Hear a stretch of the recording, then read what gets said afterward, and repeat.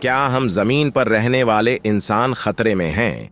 क्या हमारी जमीन तबाह हो सकती है? क्या कोई एस्टेरॉयड या कोई बड़ी चट्टान हमारी जमीन से टकरा सकती है? इन सवालों का जवाब है हाँ, बिल्कुल ऐसा ही हो सकता है। हमारी जमीन पर रोजाना लाखों छोटे छोटे पत्थर गिरते हैं, जिन्हें हम शहाब साकिब कहते हैं। तो दिन उन छोटे पत्थरों के साथ कोई बहुत बड़ी चट्टान भी हमारी जमीन पर गिर सकती है। तो ये कोई अनोखी बात नहीं है। ऐसा हमारी जमीन पर 4 करोड़ साल पहले भी हो चुका है। जब जमीन पर डायनासोर रहा करते थे, एक बहुत बड़ी चट्टान हमारी जमीन से टकराया और उसने जमीन को तकरीबन तबाह कर दिया। जमीन ऐसे होगी जैसे यहां पहले कोई था ही नहीं।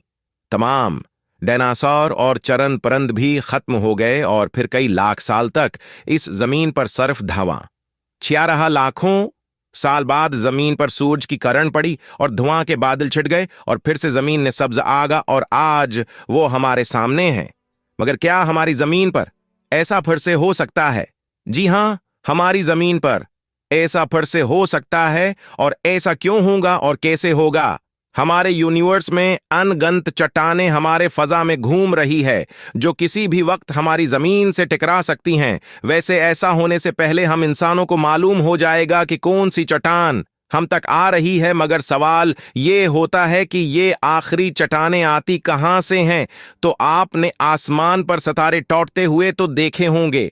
जब कोई सितारा मरता है तो वो आसमान से टूट जाता है और अपने पीछे अपने ऊपर पड़ा हुआ मवाद यानी पत्थर लोहा फजा में फैला देता है और वो चट्टानें बनकर पूरी फजा में फैल जाते हैं और कायनात में घूमते रहते हैं। और आहिस्ता आहिस्ता वो किसी न किसी सियारे या सितारे से टकरा जाते हैं और यही चट्टानें हमारी जमीन से भी टकरा सकती हैं। हमें चट्टानों से ही खतरा नहीं, बल्कि खतरा तो हमारे सर पर मंडला रहा है, जो पलक झपकते ही हमारी जमीन को तहस नहस कर देगा। और वो है गामा रेज। और ये वो तवानाई है जो किसी सितारे से निकलती है जब कोई सितारा ज्यादा चार्ज हो जाता है, जिसकी तवानाई बहुत ज्यादा हो जाती है, तो वो अपनी तवानाई को खारिज करता है और इस इखराज के नतीजे में जो तवानाई और रोशनी इससे निकलती है वो बहुत गर्म और रोशनी की स्पीड से कई हजार गुना तेज स्पीड में सफर करती है और उसके रास्ते में जो चीज आती है इसे वो फना कर देती है।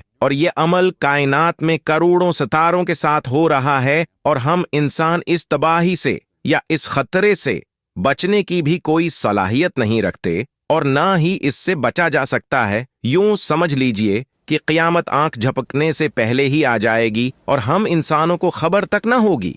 इतनी भी मोहलत नहीं होगी कि नवाला बनाकर मन में डालने या अपनी जूती ही अतार ले हमारी जमीन का एक और दुश्मन है। ये दुश्मन कोई बाहर का दुश्मन नहीं, ये खुद हमारी जमीन ही है जो खुद को हिलाक कर लेगी। इस कायनात में जो कुछ पैदा हुआ है उसे मरना है, इसे खत्म होना है। हमारी जमीन भी एक दिन खत्म हो जाएगी।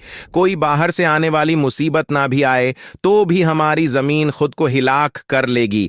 ऐसा क्यों होगा और कैसे होगा? असल में हमारी जमीन के अंदर लावा बह रहा है और ये मीलों तक अंदर भरा हुआ है और अगर हम और उसे नीचे जाए तो हमें वहां पर एक कोर मिलती है जिससे हम मेंटल कोर कहते हैं। इस कोर के 2 हिस्से होते, एक भारी हिस्सा और एक अंदरूनी हिस्सा। ये दोनों हिस्से इस तरह काम करते हैं जैसे 2 मुकनाटिस आपस में काम करते हैं। अगर हम 2 मुकनाटिस ले उन दोनों को मशरिक और मगरिब की तरफ रखें, देखें और उनके बीच में एक और मुकनाटिस रख दे तो बीच वाला मुकनाटिस हरकत करने लगेगा और घूमने लगेगा। और ये जब तक घूमता रहेगा जब तक इन दोनों की कशिश खत्म ना हो जाए। बस इसी फसकस के उसाउल के ऊपर हमारी जमीन के अंदर की कोर गिम रही है, जिससे हमारी जमीन अपने महवर पर घूमती है और वो हमारे दिन रात बनाने के लिए काम करती है।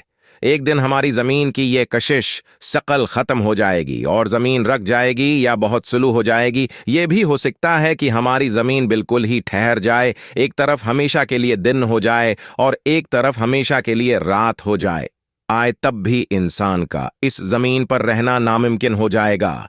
जब जमीन की कशिश शकल खत्म हो जाएगी तो ये भी हो सकता है कि जमीन पर पड़ा तमाम लावा मिट्टी सोना चांदी हुआ में मौलिक हो जाए और फजा में फैल जाएं। मैं एक बात यकीन से कह सकता हूं कि एक दिन हमारी जमीन की कशिश शुक्ल खत्म हो जाएगी और इस पर भी पड़ा हुआ तमाम मवाद यानी सोना चांदी मिट्टी पहाड़ सब कुछ फजा में फैल जाएंगे और उनके साथ इंसान भी फजा में फैल जाएंगे। ये दिन भी इस ज़मीन का आखिरी दिन होगा और उसे हम क़यामत का दिन भी कह सकते हैं। तो हमने आज ये बात जानी, ज़मीन के 3 बहुत बड़े दुश्मन हमारे सामने मौजूद हैं। एक खुद हमारी ज़मीन, या कोई बड़ी चट्टान, या गामा रीज। ये तीनों दुश्मन हमारी ज़मीन के बहुत बड़े दुश्मन हैं। मगर आप फिक्रमंद ना हों, ऐसा होने में भी कम से कम 2-2.5 अरब साल लगेंगे। मगर गामा रियाज के बारे में कुछ नहीं कह सकता।